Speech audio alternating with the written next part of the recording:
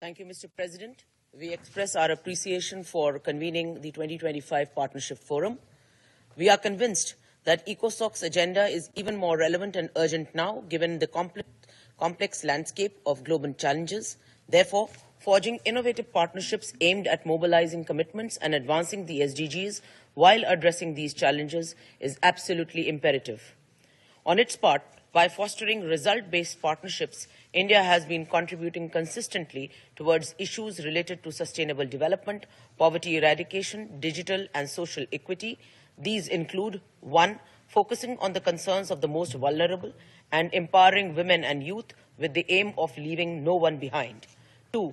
Deploying digital technology and digital public infrastructure in a people-friendly and citizen-centric manner and sharing scalable and replicable best practices with the world. 3. Developing a partnership model designed to support countries of the Global South in their path towards sustainable development.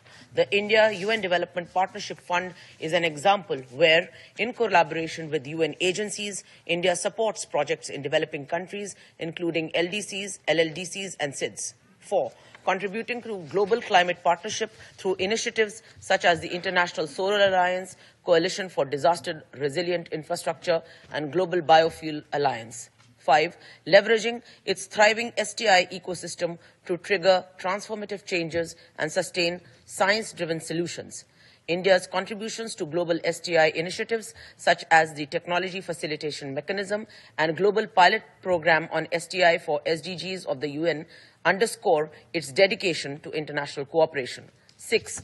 Actively supporting South-South and triangular cooperation by sharing our technological advancements and innovations from ICT-driven public distribution systems to AI-enabled water use monitoring.